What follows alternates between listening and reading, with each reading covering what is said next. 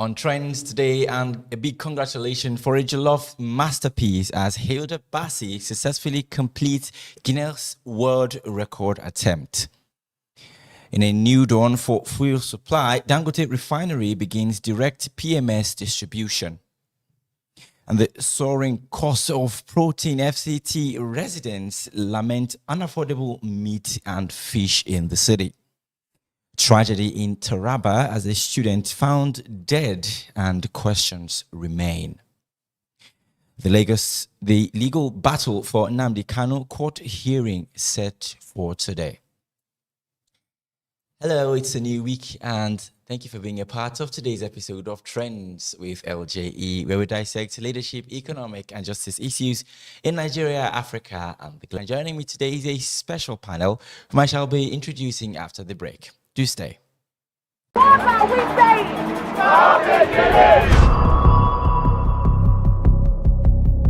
The land we call home, the source of our life, our food, and our future. A conflict that tears at the very heart of Nigeria. We see the pain, the shattered lives, and the broken trust. But what if we could mend what is broken? LJE Nigeria invites government officials, traditional and religious leaders, farmers and herdsmen representatives, security agencies, civil society organizations, international development partners, and the general public to a two-day national conference themed Securing Nigeria's Future, addressing the root cause of herdsmen-farmers conflict through justice and inclusive dialogue. Date 30th September to 1st October 2025. Venue Shehu Musa Yaradua Center, Abuja, Nigeria. Join us as we address the root causes of this conflict through inclusive dialogue. We will not just talk. We will listen. We will not just debate. We will seek to understand. Together, we will find solutions. This is still Trends on LJE. Welcome back from that short break. You can still be a part of this conversation by dropping a comment, of course, on our social media platforms on Facebook and YouTube at LJE Nigeria. And joining me today is a special panel, of course, the very beautiful Omoyeni Ojeifo, a media analyst. Thank you for making a part of today's episode. Thank you for having me. It's always a pleasure to be here with you. All right. So if you're a fan of Jollof, Nigerian Jollof or Hilda Baci, it's a big congratulations. The Nigerian chef and Guinness World Record holder Hilda Baci has successfully completed yet another ambitious feat, cooking the world's largest pot of jollof rice. Baci embarked on the attempt in an festival, drew massive crowds and widespread national attention. The celebrity chef, who already holds the record for the longest individual cooking marathon, is now awaiting a verdict from Guinness World Records. During the attempt, Guinness World Records acknowledged Baci's effort in a post on X, formerly Twitter, wishing her and her team the best of luck. The organization stated it would review all photos, videos, and evidence before confirming her achievement. While the final verdict is yet to be announced, Baci's attempt was once again captivation or a huge source of motivation for the entire nation and a shine on the global spotlight to Nigeria's rich culinary culture. What a powerful achievement Nigerian Hilda Baci is making currently, and a lot of buzz still on the internet as to is she really going to get this award? What do you think? She's not the only one who actually cooked this gigantic pot of jollof rice, but do you think it will matter for the Guinness World Record? I think it will matter because she's really a very hardworking lady. She's done it before, so it's not a status for her. So she's definitely going to achieve it. I just wish her the best. It goes a long way to show how hardworking Nigerians are. Nigerians are resilient people, hardworking people. She broke the record before, and I'm hoping she does it at the same time. Saying the food is not actually sweet. Do you think it will matter, or these are just critics? I don't think the taste of the food should matter because Guinness cannot come and taste the food. The objective of the project is for her to achieve making the jollof rice in the biggest pot in the world. So I think that's it. But talking about the taste, you can't have, well, she's a and taste of the food shouldn't really matter. goal is to make the biggest pot of jollof rice, and then she did that. So And for those mentioning this, I don't think it's even that disgusting because I still see people eating and consuming. Because when you're doing the biggest pot of jollof rice, it should still be consumable. So for me, I feel those are just people just trying to chase clout. they try to water down our efforts. That's what it means. They just want to say something for people to hear them say something. She did something very commendable. At this point, we should try and embrace our own, commend people for great efforts. That is a very wonderful effort. It's not something anybody can just wake up one day to say you want to do. It takes lots of preparations. Yeah, takes she's lots of been effort. over 9 months. Over 9 labor. months preparing for this. She just achieved the other one barely 2 years ago, and then she's making effort to do something different. So I don't think we should try to water down our efforts by saying the food. Some persons were saying the food was looking soggy. There was no meat. We all have too much expectations from people. Commend our efforts, and I just wish her the best. Yeah. So, in your opinion, what can the government or private sectors do to support her and other people who might be willing to break a similar record? Because I think Gino really did well. Yeah, exactly. I was going to say that Gino did well. So I mean, people should, brands should also collaborate with people like this to push them, to support them. Brands, if you know your brand is related to what this person wants to do. I mean, other Nigerians as well. Exactly. If you know they are putting effort to bring the country into limelight, to project the country in, to put the country in a beautiful place, we should commend these people by throwing our support. Exactly. It even With serves products, as a source of marketing to Gino marketing itself. your products. The whole world was looking Exactly. at I mean, I Gino. used Gino to cook over the weekend because of the jollof rice. Oh, that's it. So, brands in Nigeria, you You need to support us. 250 bags of rice. She can't actually do it on her She own. cannot do that on her own. And finance has been the major thing that is preventing many a Nigerians lot of persons from doing all these things. But So if when they you get have the support, I mean, we'll thrive, we'll push further. Nigerians are hardworking people, so it's something that brands and products should think of, supporting people when they see people are trying to achieve something. Support them. You too yourself, you're also marketing yourself. Exactly. Like I said, I cooked with Gino over the weekend, so I mean, you need to market yourself as well as supporting your own. All right. Thank you very much, Gino. Thank you very much, everybody. Man, the love was massive. Over 20,000 people and counting. And over social media was all about Nigerians Hilda did Baci. great. Nigerians It's really a lovely did country. great. See, one thing I love about my country is we turn up for each other. We're always there to support each other in cases of this nature. And we're willing to support anyone who wants to break record. Let's just think and put Nigeria back And then again there on was the world security, map. according to the Abuja command spokesperson, Josephine Nade. She said nobody stole the pot of jollof rice. Wow. So she was commending the Nigerian security, Nigerian police for supporting her and making sure that they protected the rice. At least, there was security and there wasn't chaos. It wasn't chaotic. Exactly. So, Although the only chaos I must say was the fact that pot was almost, I think the legs of the pot was broken really. But it was towards the end. We thank God it didn't really affect thank them. God they were able to achieve it. And congratulations, Hilda Baci. I wish you the best. Hopefully you get to achieve this record. Thank you so much. In our next story, in a highly anticipated move, the Dangote Petroleum Refinery has begun the direct supply of premium motor spirits (PMS) to a number of states across the country. The refinery announced a gantry price of 820 naira per liter and a recommended retail pump price of 841 per liter for states in the southwest and 851 per liter for other states like Abuja, Edo, Rivers, and Kwara. The refinery has also initiated a scheme to provide free delivery of PMS to registered stations, with plans for a gradual nationwide expansion. The move, which was initially scheduled for August but was delayed due to logistical issues, is aimed at improving petrol distribution and supply consistency. However, some industry stakeholders have described the move as a Greek gift that could create market distortions and undermine competitions. What do you make of this, Moyeni? I mean, what are the immediate and long-term economic implications of what Dangote is doing at the moment, and its effects on the distribution of Nigeria's downstream sector and on the average Nigerian customer? First of all, on the average Nigerian customer, it's going to reduce the prices of goods and commodities. When the prices of petrol is reduced, it affects goods and services. Nigerians are suffering. Things are very expensive, and it has to transportation, conveying goods and people from one place to another. If that can be reduced to the barest minimum, at least people can manage to survive with the little minimum wage that we have. You know, when you spend all your money on transportation, you spend all your money on food, you don't even have anything at the end of the day. You're still going to pay rent from the money you earn. You're still going to send to your family members. So if Dangote is going to achieve this, I mean, it's a plus for Nigerians. In Nigeria, the NNPC too should also look for ways to reduce the price of petroleum in this country. Exactly. I was trying to ask that, because with this, what can the government do, you know, to regulate so that every other supplier, whether Dangote or non-Dangote, should be able to at least make everything uniform? Because I think that's why they have unions, but these unions are not functional. I don't know what they argue about all the time. The unions are not functional. The NNPC should work hand in hand with Dangote refineries so the price of petroleum can be reduced to the barest minimum.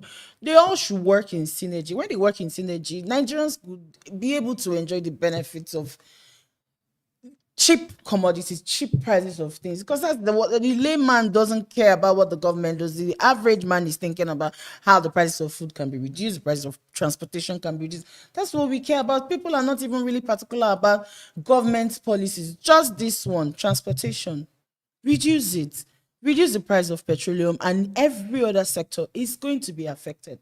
So it's not just about petroleum. When you reduce it, it reduces the price of everything in every other sector. So it's a welcome development if it's achievable. If it's achievable, definitely. Exactly. Indeed, the price of fuel is one huge factor that determines, the cost of other things. And that actually Every brings other us thing to in Nigeria. our next story about the soaring cost of protein. The FCT are currently lamenting, but this is not only peculiar with the FCT, but many residents of the Federal Capital Territory, FCT, has actually expressed concern over the rising cost of fish, lamenting that the staple protein source is becoming unaffordable for many households. A survey conducted at several markets in Abuja revealed that the price of fish, including popular varieties like Titus and Croaker, has skyrocketed in recent weeks. A carton of fish, which previously was sold between 40,000 and 80,000, now goes for as much as 145,000. The increase, coupled with the rising cost of beef, chicken, and other food items, has placed a severe financial burden on families already struggling with inflation. Many residents told the reporters that they have now resorted to cheaper protein sources like beans and legumes, which are also rising in price. Like, what do you make of this? I mean, have you been to the market lately? You just mentioned that you used Gino over the weekend. How Over was the weekend, they're the same thing. The prices of proteins are expensive. You just have to look for a way to fix yourself in to be able to afford the little you can.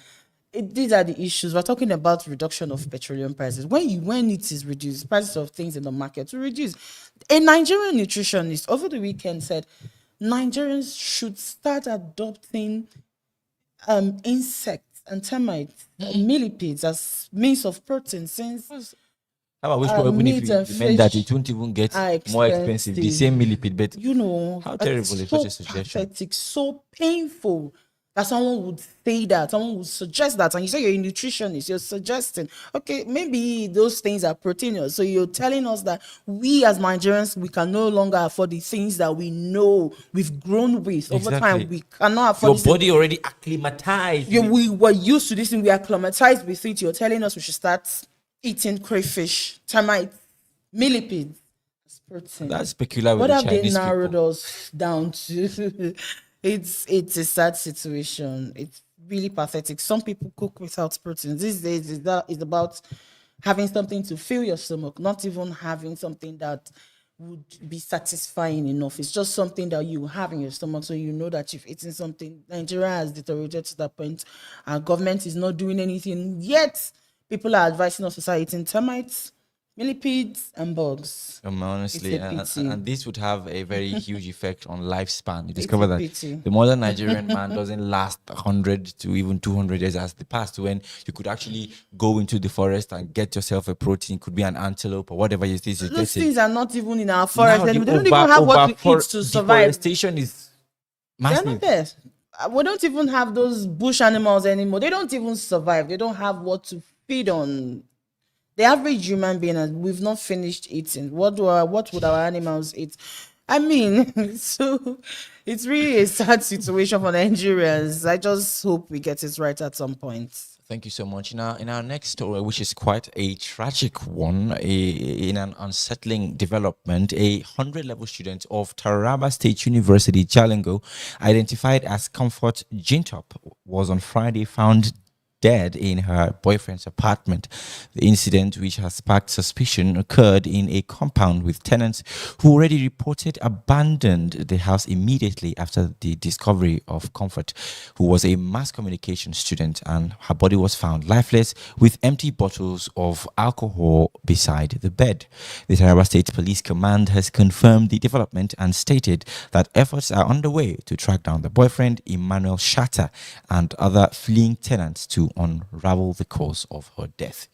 I mean, this has been a terrible case going on in the country, in the west, the east, and now currently the north, where people are unaliving people for various means, and which some critics have commented is aimed at making money. To what extent can women be careful? I mean, do we go back to the old ways? Because I see a morality shift within the current dating system. In the past, our sisters, our mothers, they do not allow their children to visit a man without actually marrying them. Now they cohabit. But now you find out that some ladies leave their parents' house in school, go and be living with them. With their boyfriends, and their parents are okay with it. These are the issues. You allow your child is in the university because she has a boyfriend that is probably taking care of her needs, paying her school fees. You allow your child to stay with this person. If you cannot provide for your child, your children, don't send them to schools. Especially your female children, they do all sort of things to survive in schools. It's even terrible when I see some parents asking money from their children in school. You expect that child in school to send you money, to send you food stuff. If you cannot pay, even if you cannot pay your child's school fees, your child shouldn't be in the university. These girls will do all sort of things, and these boys, I don't know where we got it wrong. No morals anymore. Like you said, there's morality shift. Everybody wants to make it. The boys are so desperate. They're using the girls for money. Which I just pray this is a different situation because none of her body parts was missing. Okay. According to the story, they said they found bottles of alcohol by the side of the bed. So probably something happened to her, and then he decided to flee. Wherever he is, you have to turn yourself in and explain your own side of the story. Since no part of her body is actually missing, maybe it wasn't for ritual purposes. He was probably scared and he ran away. All right, but what's your advice to ladies in general, and men themselves? Because I see a lot of ladies, also men, saying these ladies are going for the richer guys, and that's why they find themselves prey to some of these kind of happenings. So I don't know. We keep telling them, they don't listen. Ladies, be careful. No, I mean, for those that even know people, they still do what they want to do. You just have to be very careful. Have a good body tell. Do not be greedy as well, because greed causes a lot of things. If you're greedy, it pushes you to situations that you might not be able to come out from. And as for the young boys, you guys should take it easy. Take it easy on yourselves. There is no pressure. The money you're looking for is going to be there even after you go. You do these things, you enter into trouble. That money you're struggling to make, you can't even spend it. You find yourself behind bars for crime. So, I mean, they should just take it easy. Take it slow on yourself. There is no pressure. If anybody's putting pressure on you, tell the person, it is not my time yet. When it's my time, I will get there. Exactly. So just take it easy on yourselves and stop killing. Stop the killing. Stop killing each other. It's really a bad situation. It makes no sense because, you see, Nigerian men has to learn how to chew bones. When I say chew bones, it's a gradual process. The path to success.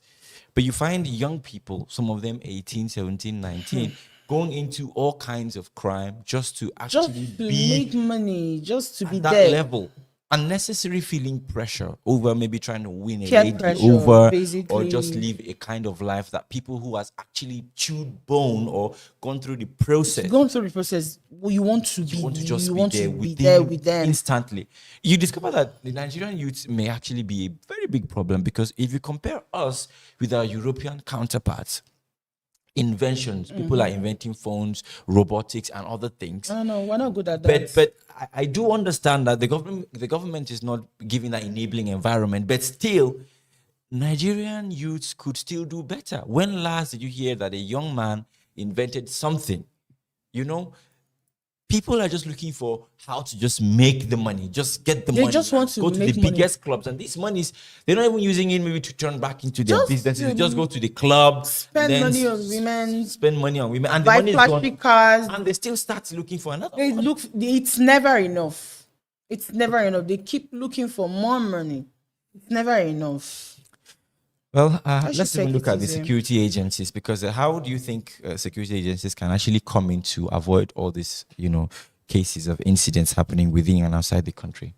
Do you think there's much they could do? Because I feel these are mature adults. I mean, the boyfriend and the girlfriend, they could actually hide. But do you think there's anything that the police could do? The hotel policing system and all I that? think what they should do is to just keep training people, organizing town hall meetings, stakeholders, traditional rulers, encourage them to advise their people, because it's something we've been doing over time, but you just need to keep doing it. Keep doing it. That's the only way to educate the people. All right, thank you so much. In our last and final story, the Federal High Court will on Monday, September 15th, which is today, hear a motion filed by Nnamdi Kanu, the detained leader of the proscribed indigenous people of Biafra, IPOB. The motion seeks to transfer Kanu from the Department of State Services, DSS, detention facility to the National Hospital in Abuja for urgent medical care. This legal move comes amidst persistent concerns about Kanu, deteriorating health, which is his legal team has repeatedly highlighted. The case has been a major point of contention and has drawn significant international attention, with human rights organizations and activists calling for his release and proper medical attention. We've come to the end of today's episode of Trends, and let's have a major look at our top stories. We told you about a wonderful jollof masterpiece by Hilda Baci, who successfully completed Guinness World Record attempt. And in a new dawn for fuel supply, Dangote Refinery begins direct PMS distribution. And the soaring cost of protein, FCT residents lament unaffordable meat and fish in the city.